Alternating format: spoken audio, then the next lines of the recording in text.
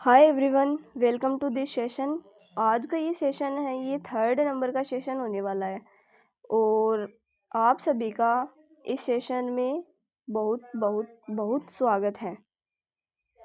ठीक है, आज का जो सेशन है ये 3rd नंबर का सेशन होने वाला है और बिना देरी किए हुए सेशन को स्टार्ट करते हैं।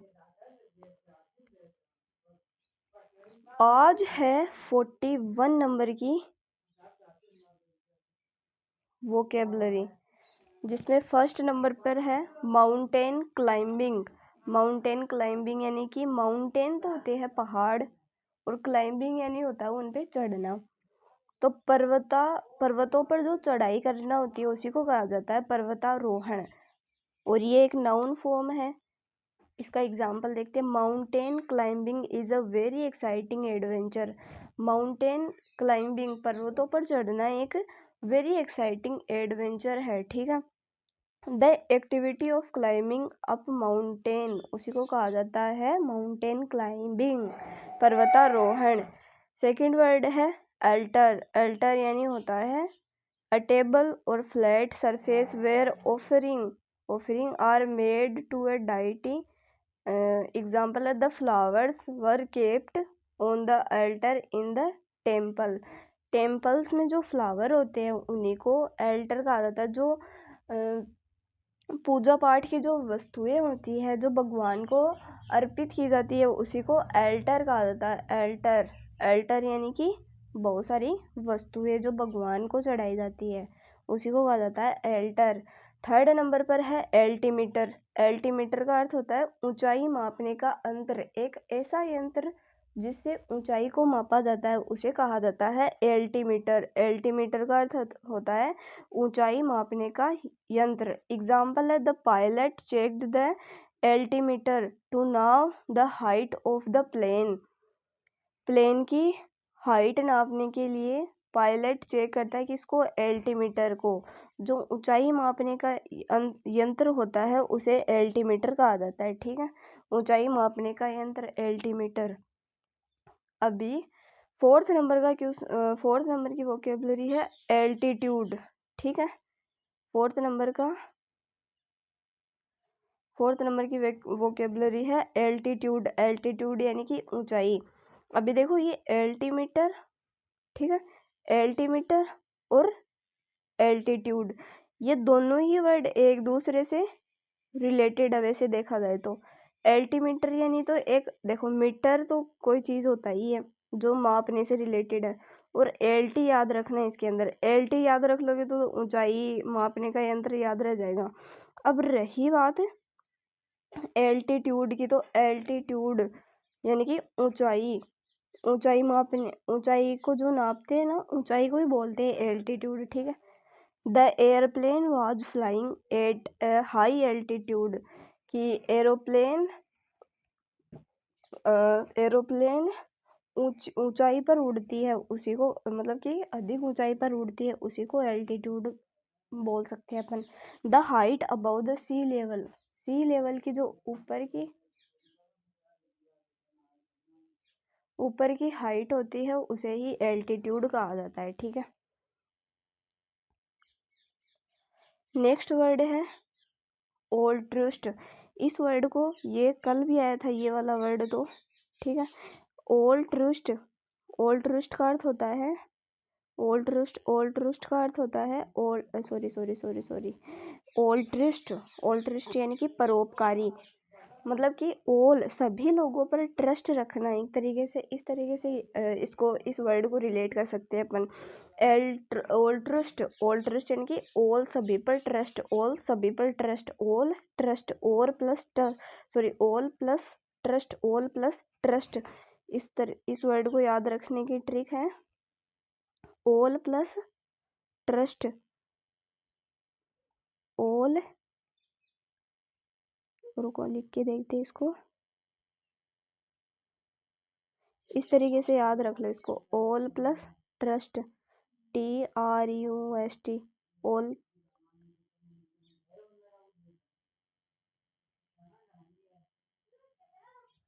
ऑल प्लस ट्रस्ट यानी कि सभी पर ट्रस्ट रखना है, इस तरीके से रिलेट कर लो। जो परोपकारी व्यक्ति होते हैं वो सभी पर ट्रस्ट रखते हैं, सभी पर विश्वास रखते हैं, है ना, तो उसी को अपन कहते हैं ऑल्ट्रिस्ट। ठीक है, ऑल्ट्रिस्ट यानी परोपकारी, जो दूसरों की मदद करता है। इसका एक अच्छा खासा एग्जाम्पल हम ले सकते हैं रतन टाटा जी को, जिन्होंने लाखों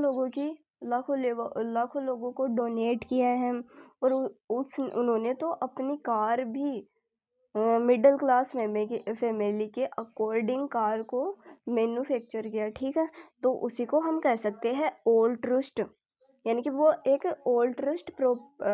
ऑल्ट्रिस्ट पर्सन थे। ठीक है, परोपकारी। He is an altruist and always help the poor, कि वह एक परोपकारी व्यक्ति और हमेशा हेल्प करता है दूसरों की, जो दूसरों की हेल्प करता है उसी को हम कहते हैं ऑल्ट्रिस्ट। ठीक है, नेक्स्ट वर्ड है alumnus. Alumnus, ALUMNUS, alumnus. Alumnus का अर्थ होता है पूर्व छात्र।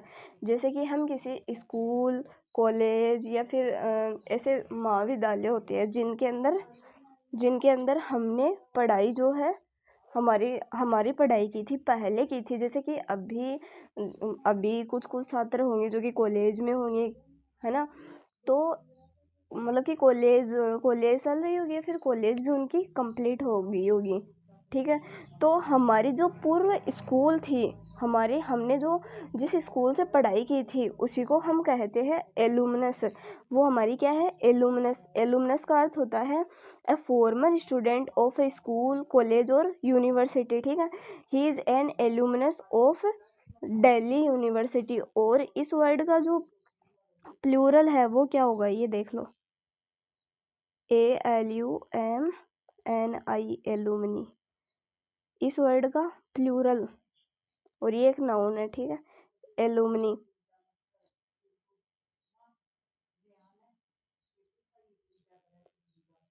एलुमनस यानी कि पूर्व छात्र। अब है एमेच्योर। एमेच्योर का अर्थ होता है one who plays for pleasure rather than a profession. एक ऐसा ऐसा व्यक्ति जो सिर्फ और सिर्फ खेलने के उद्देश्य से खेलता है, फिर अपनी खुशी के लिए कोई किसी चीज़ को करता है, ना कि किसी प्रोफेशन, यानी कि एकदम किसी चीज़ में मतलब कि प्रोफेशनल रूप से नहीं करता है किसी चीज़ को, एकदम अपने प्लेजर के लिए करता है, यानी कि अमेच्योर। अब आपको पता ही है मेच्योर यानी कि एक ऐसा व्यक्ति होता है जो मतलब कि हर एक निर्णय सोच समझ कर लेता है, जबकि एमेच्योर होता है जो शौक किया व्यक्ति हो, जैसे हर एक चीज़ को शौक के लिए करते हैं। ठीक है, तो ही इज एन एमेच्योर फोटोग्राफर, वो एक शौकिया फोटोग्राफर है। ठीक है, इस वर्ड को इस तरीके से हम रिलेट कर सकते हैं। ठीक है, मेच्योर यानी तो जो सोच समझ कर निर्णय ले। और एक ये जो ए आता है ना, ए रूट वर्ड का अर्थ होता है कि किसी चीज़ मतलब कि ये जो ए वर्ड होता है ना, इसका अर्थ होता है के बिना। ठीक है, तो इस वर्ड को हम इस तरीके से रिलेट कर सकते हैं, एमेच्योर यानी कि शौक किया व्यक्ति। और इस वर्ड को इम्पोर्टेंट मार्क कर लेना, क्योंकि ये जो वर्ड है ये आया हुआ है और इस वर्ड को स्पेलिंग एरर में पूछा गया था, तो इस वर्ड को हम एक बार लिख करके याद कर लेते हैं। AMATEUR, amateur. एमेच्योर यानी शौक किया व्यक्ति, एमेच्योर यानी शौक किया व्यक्ति। नेक्स्ट वर्ड है एमेक्सोफोबिया। यानी कि गाड़ी चलाने का डर। जिसको गाड़ी चलाने का डर होता है ना, यानी कि इस तरीके से रिलेट कर लो, एक एमेक्सो नाम का व्यक्ति था या फिर लड़की थी, एक एमेक्सो नाम की लड़की थी जिसने पहली बार ही गाड़ी चलाई थी। अभी उसको बड़ा खतरनाक, यानी कि इस वक्त इसको गाड़ी चलाने का डर है। फोबिया जो रूट वर्ड होता है ये फोबिया। ठीक है, PHOBIA। फोबिया का अर्थ होता है या तो सनक किसी चीज़ को लेकर, या फिर डर हो सकता है। ठीक है, डर, सनक या फिर किसी चीज़ का डर। तो एमेक्सोफोबिया, गाड़ी चलाने का जिसको डर होता है ना, उसी को कहा जाता है एमेक्सोफोबिया। और इस वर्ड को अपन एक बार लिख कर भी देख लेंगे। ठीक है, एमक्सोफोबिया, AMAXOPHOBIA,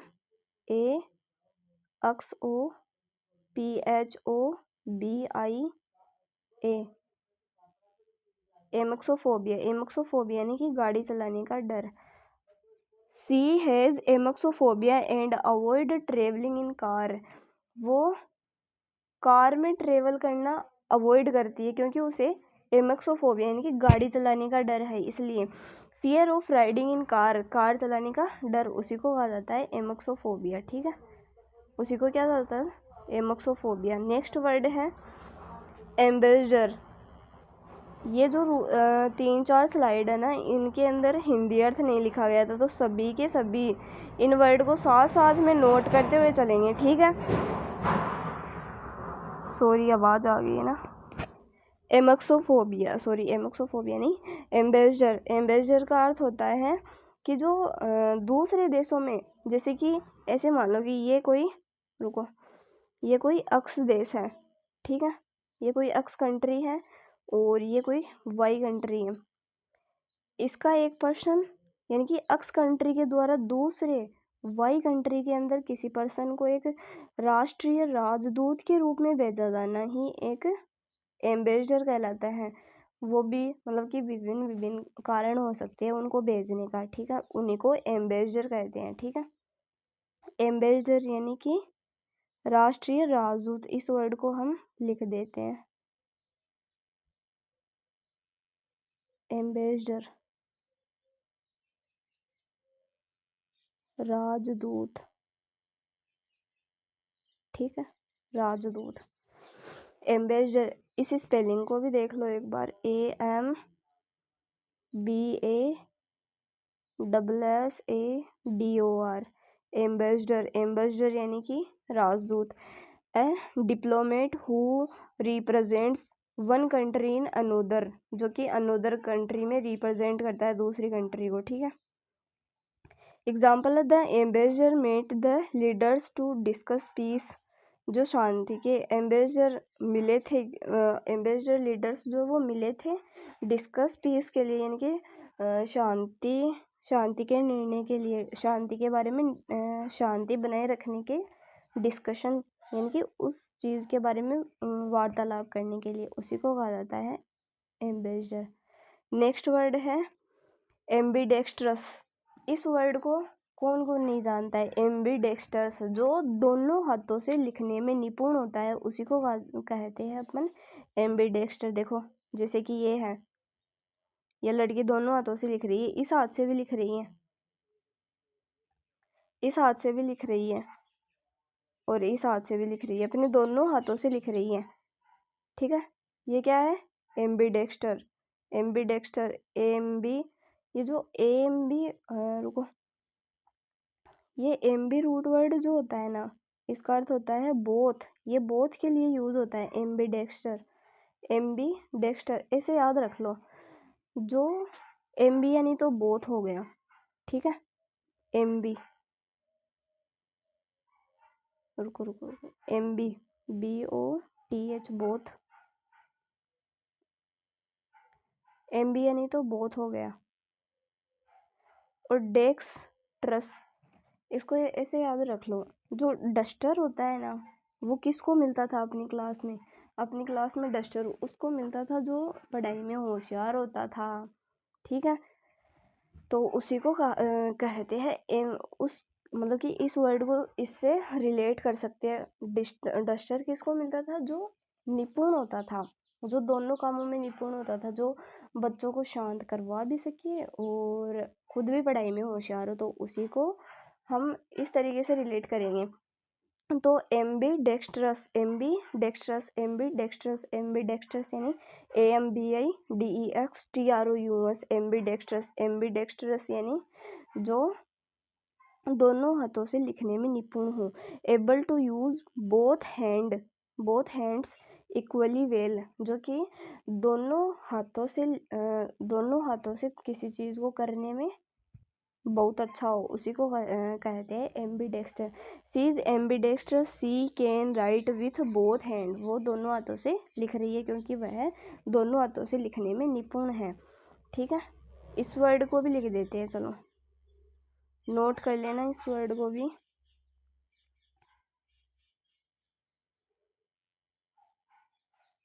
रुको, इसको लिखेंगे उभय हस्त, उभय हस्त, ठीक है। और इन पीडीएफ की सॉरी इस क्लास की पीडीएफ लेने के लिए आप हमारे टेलीग्राम चैनल को फॉलो ज़रूर कर लीजिएगा। आपको प्रत्येक क्लास की पीडीएफ उस पर उपलब्ध करवा दी जाएगी, ठीक है। नेक्स्ट वर्ड है एम्बिगुअस। एम्बिगुअस क्या होता है, ये पहले तो ऐसे रख लो कि ये एक एडजेक्टिव है। एम्बिगुअस नॉट क्लियर और having more than one possible meaning, जिसके एक से ज़्यादा अर्थ न निकलते हो उसको कहते हैं एम्बिगुअस, ठीक है। एक से ज़्यादा अर्थ नहीं निकले उसी को कहते हैं ambiguous. The sign was ambiguous so everyone was confuse. जो विपरीत स्थिति में यानी कि दोनों तरफ ही हो जाते हैं, उसी को एक तरीके से बोल सकते हैं हम एम्बिगुअस, मतलब कि कन्फ्यूज करने वाला वर्ड है ये एम्बिगुअस, जिसमें विचलन की जो स्थिति होती है ना उसी को हम एम्बिगुअस कह सकते हैं, ठीक है। एम्बिगुअस, इस वर्ड को भी लिख लो, विचलन लिख दो इसको, विचलन,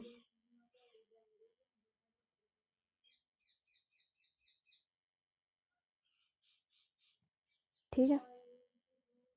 एम्बिवेलेंट हैविंग और showing both good and bad feeling, जो अपनी बुराइयों को भी और अच्छाइयों को भी दोनों को दिखाता है, उसे कहा जाता है ambivalent. She felt ambivalent about moving to a new school, जो अपनी न्यू स्कूल में जाने के लिए वह फील कर रही है एम्बिवेलेंट, यानी कि अच्छा भी फील कर रही है और बुरा भी फील कर रही है, ठीक है। दोनों तरह की जो भावनाएं रखते हैं उसको एम्बिवेलेंट कहा जाता है।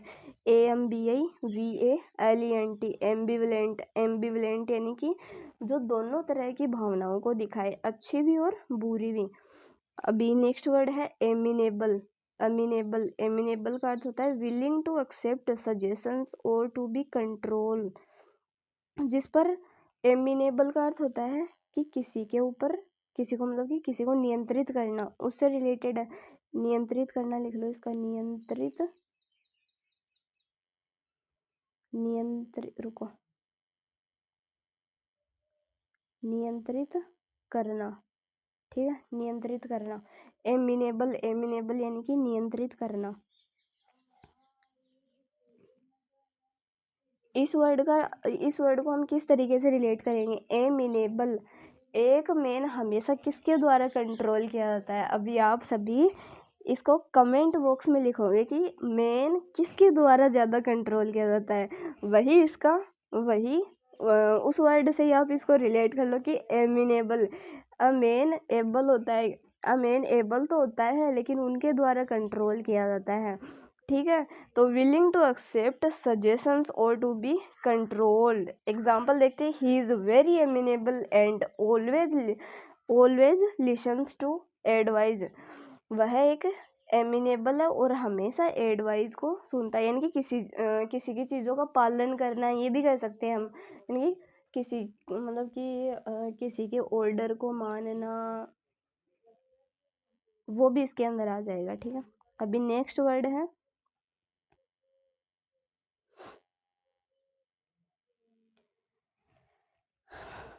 54 नंबर की वोकेब है जिसका अर्थ है एमनेसिया,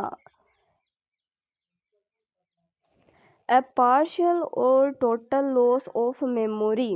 एग्जाम्पल है, after the accident he had amnesia and could not remember his name. Amnesia का अर्थ होता है कि जो चीज़ें हैं उनको भूल जाना। एमनेसिया एक बीमारी भी होती है, एमनेसिया उसका नाम, इसको ऐसे याद रख लो कि आई एम नेसिया, जबकि वो नेसिया नहीं है, वो है नेहा। उसको याद रह रहा रुको, उसको यह याद रह रहा है कि वह नेसिया है, और जबकि उसका नाम तो है नेहा। तो इस तरीके से रख लो कि वो है भूल गया चीज़ों को। तो एमनेसिया का अर्थ होता है कि भूलने की बीमारी। AMNESIA सभी अपने पास में नोटबुक लेकर ज़रूर बैठा करो, ताकि आप सभी भी वर्ड्स को अपनी नोटबुक पर लिख लिख करके स्पेलिंग एरर की जो समस्या है उसको ख़त्म कर सको। ठीक है। एमनेसिया AMNESIA एमनेसिया यानी कि अ पार्शियल और टोटल लॉस ऑफ मेमोरी, जो कि अपनी मेमोरी का टोटल लॉस कर चुका हो, जो अपनी मेमोरी को मतलब कि किसी तरीके से मतलब कि उसको उसकी मेमोरी जो वो डैमेज हो चुकी हो, उसी को हम एमनेसिया कहते हैं। नेक्स्ट वर्ड है एमनेस्टी। एमनेस्टी का अर्थ होता है an official pardon, forgiveness for an act of wrong. The government declared amnesty for the small mistake made by student. Students के लिए मतलब कि इस वर्ड को एमनेस्टी, AMNESTY, एमनेस्टी एक ऐसा वर्ड है जिसके अंदर सभी जो चीज़ें हैं वो कानूनी तौर पर की जाती है, यानी कि एक औपचारिक जो गतिविधियाँ होती है ना, उसी को हम एमनेस्टी कहते हैं। ठीक है। औपचारिक गतिविधियों को हम क्या कहते हैं? एमनेस्टी। AMNESTY, amnesty. एमनेस्टी यानी कि औपचारिक जो गतिविधियाँ होती है उसी को एमनेस्टी कहते हैं, यानी कि ऑफिशियल जो चीज़ें होती है उनको। अब है एमोरल। एमोरल का अर्थ होता है not following rule about what is right and wrong. जो मोरल्स को नहीं जानता है, जो मतलब कि किसी चीज़ के शीर्षक के बारे में नहीं जानता है, बस ऐसे ही लिख रखा है। आजकल आप लोग भी देखते ही होंगे कि ये जो व्हाट्सएप यूनिवर्सिटी है, इसके अंदर तरह तरह के मैसेजेस वगैरह घूमते रहते कि हाँ, मतलब कि ये जो महान लोग हैं उनके बारे में पता नहीं क्या क्या बोलते रहते हैं, ये है या फिर ये नहीं है, बस यहाँ से छापा वहाँ पे रख दिया। किसी को भी ये जानने मतलब कि ये जानने की इच्छा नहीं है कि क्या ये सच में हुआ था। नहीं, कई कई तो ऐसे होते हैं कि ऐसे ही चिपका दी अपनी लाइन और फिर रख दिया वहाँ पे, और सभी को लगता है जी वाह वाह वाह वाह वाह वाह, पता नहीं क्या चल रहा है ये। तो ये वर्ड हम उससे याद रख सकते कि अमोरल। अभी मैंने आपको बताया था कि ए जो रूट वर्ड होता है इसका मतलब होता है के बिना। ठीक है। के बिना। अमोरल। अमोरल का अर्थ होता है के बिना। तो अमोरल, मोरल यानी तो पता ही है आपको, किसी कहानी का जो शीर्षक होता है, जो सारांश होता है, उसी को मोरल कहते हैं। और अमोरल यानी कि जो फॉलो ही नहीं करता है रूल्स वगैरह को, और जानना भी नहीं चाहता कि क्या तो सही है और क्या गलत है, उसी को हम अमोरल कहते हैं। Example, it is amoral to cheat is an exam. जो अपनी एग्ज़ाम में चीटिंग कर रहा है। फिर है एम्फीबियन। एम्फीबियन का अर्थ होता है an animal that can live both on land and water. जो जल में भी रह सकता है और स्थल में भी रह सकता है, दोनों जगह पर रह सकता है, उसी को हम कहते हैं एम्फीबियन। एम्फीबियन। मैं एक फिबियन हूँ जो यहाँ पे भी रह सकता हूँ, यहाँ पे भी, यानी कि मैं जल में भी रह सकता हूँ और पानी में भी रह सकता हूँ। तो वो होता है मेंढक। मेंढक जल में भी रह सकता है और पानी में भी रह सकता है। एम्फीबियन यानी कि जो जल और थल दोनों पर रह सकता है, उसी को कहा जाता है एम्फीबियन। AMPHIBIAN। एम्फीबियन यानी जो जल और थल दोनों पर रह सकता है। ठीक है। नेक्स्ट वर्ड है एम्फीबियंस। ये आपको बताइए, ये इससे बना हुआ शब्द है एम्फीबियंस भी। ठीक है। इस वर्ड से रिलेटेड है ये एम्फीबियंस। एम्फीबियंस का अर्थ होता है कि ये जो वही जो जल और थल दोनों में रह सकते हैं। Animal that can live land and in water. जो वाटर यानी कि जल और लैंड यानी कि भूमि पर दोनों पर रह सकता है, उसी को कहते हैं हम लिव, यानी होता है रहना। ठीक है। लिव यानी रहना होता है। जो जल और थल दोनों पर रह सकता है, उसी को कहते हैं अपन एम्फीबियन। नेक्स्ट वर्ड है एम्प्यूट। एम्प्यूट का अर्थ होता है a person who had one और मोर लिम्स रिमूव्ड। एग्जाम्पल है he is an amputee but he never give up and plays basketball. लेकिन वो कभी गिव अप नहीं करता है। एम्प्यूट जो गिव अप नहीं करते हैं वो उनको कहते हैं, ठीक है। नेक्स्ट वर्ड है एनालॉजी। एनालॉजी को हम एनालॉजी तो है ना, एक रीजनिंग में भी तो टॉपिक होता है एनालॉजी, जिसके अंदर हम तुलना करते हैं समान, यानी कि ये सही है या फिर ये गलत है, उसी को कहते हैं एनालॉजी। समानता या फिर तुलनात्मकता, comparison between things that have similar features. जो कि कंपैरिजन के उसमें तुलना की जाती है, यानी कि दो चीज़ों के बीच में तुलना करना। इस वर्ड को मैं बहुत अच्छी तरीके से समझा सकती हूँ। देखो, मान लो ये कोई चीज़ है और ये कोई चीज़ है, इसके दो कान हैं और इसके भी दो कान हैं, इसके एक मुंह है, इसके भी एक मुंह है, ठीक है, और इसके एक ही आंख और इसके दो आंख है। तो इनमें अब यदि हम तुलना करें तो इसमें एक ही तुलनात्मक स्थिति पाई जाएगी कि इसके एक आंख है और इसके दो आंख है। इस तरीके से रिलेट कर लो इसको। एनालॉजी, एनोलॉजी,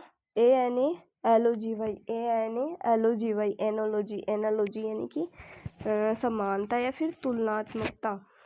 नेक्स्ट वर्ड है एनालिसिस। ये तो सभी को पता है, जब भी हम मॉक देते हैं, मॉक देने के बाद में एनालिसिस करते हैं।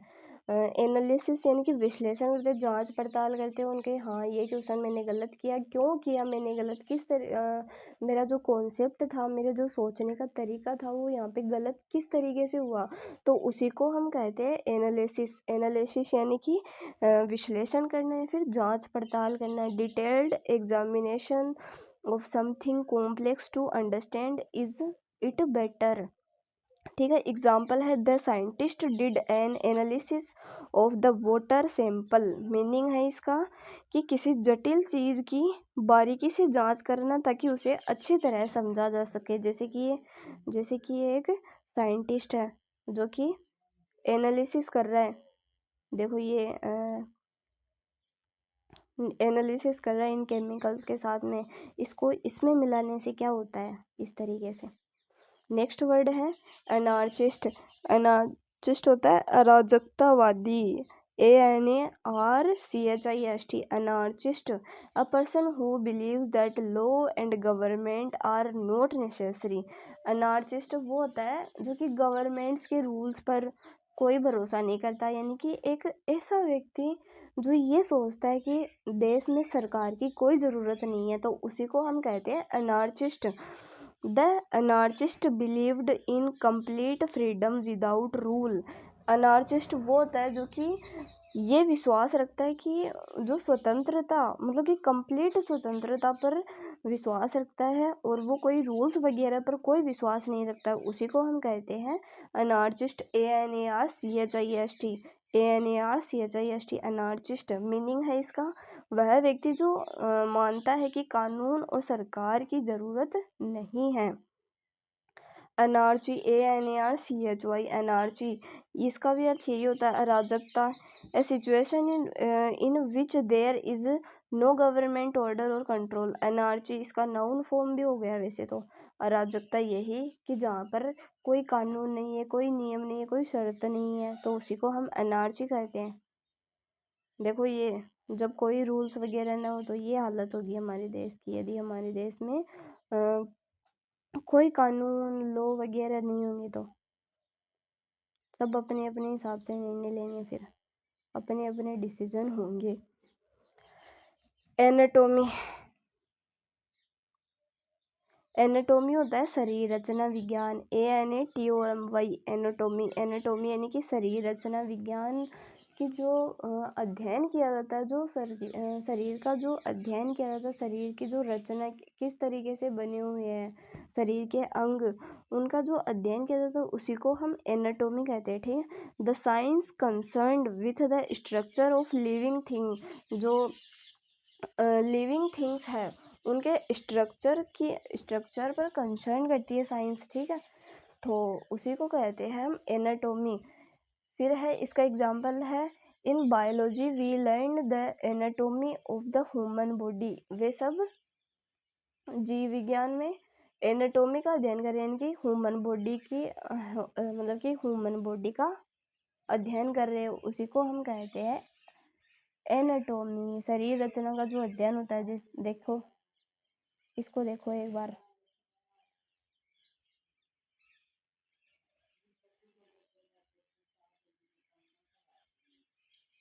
जैसे कि ये है, इसके देखो यहाँ पे अपना हृदय होता है, ठीक है, ये अपने हाथ होते हैं, ये अपना मुंह होता है, ये अपने टांग होते हैं, ठीक है। ये जो इन चीज़ों का जो अध्ययन किया जाता है उसी को हम क्या कहते हैं, एनाटोमी, उसी को हम एनाटोमी कहते हैं। नेक्स्ट और लास्ट वर्ड है आज की क्लास का, जो है एंचोर। एंचोर यानी कि लंगर। इसको इस तरीके से याद रख लो कि एक छोर, एंचोर एक छोर, एक छोर, जो जहाज का एक छोर होता है ना, उसी को हम एंचोर कहते हैं, एंचोर, जिसे हम लंगर कहते हैं। A heavy object use to hold a ship और बोट इन वन प्लेस। एक मतलब कि एक ऐसी चीज़ होती है जो जहाज़ों को रोकने के लिए काम में ली जाती है, ठीक है, जहाज़ों का ही पार्ट होता है। तो the एंचोर kept the ship from moving in the strong waves, जो कि समुद्र के अंदर बहुत सारे जो आते हैं ना वेव्स आते हैं, उन्हीं को रोकने के लिए एंचोर जो है, ये देखो ये रहा, ये रहा,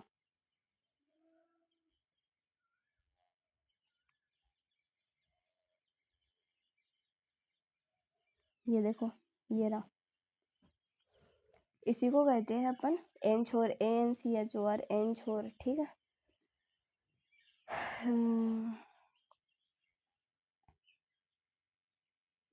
ऐसे ही रोज़ रोज़ वोकेबलरी पढ़ने के लिए हमारे चैनल को ज़रूर ज़रूर ज़रूर सब्सक्राइब कर लीजिएगा। और हम ऐसे ही हर रोज़ सेशन करने वाले हैं। और आपको ये मैं ज़रूर बता देती हूँ कि ये सभी की सभी वोकेब जो है ये ब्लैक बुक से ली गई है। और हमने ये निर्णय लिया है कि हम सबसे पहले OWS को कंप्लीट करेंगे। यदि हमारे चैनल को प्यार मिलता गया तो ज़रूर और आगे की वोकेबलरी को भी पूरी की जाएगी। तो सभी को ऐसे ही हर रोज़ वोकेबलरी पढ़ने के लिए वोकेबलरी पढ़ना है तो आप हमारे चैनल को सब्सक्राइब, लाइक और एक प्यारा सा कमेंट ज़रूर कीजिएगा। Thank you.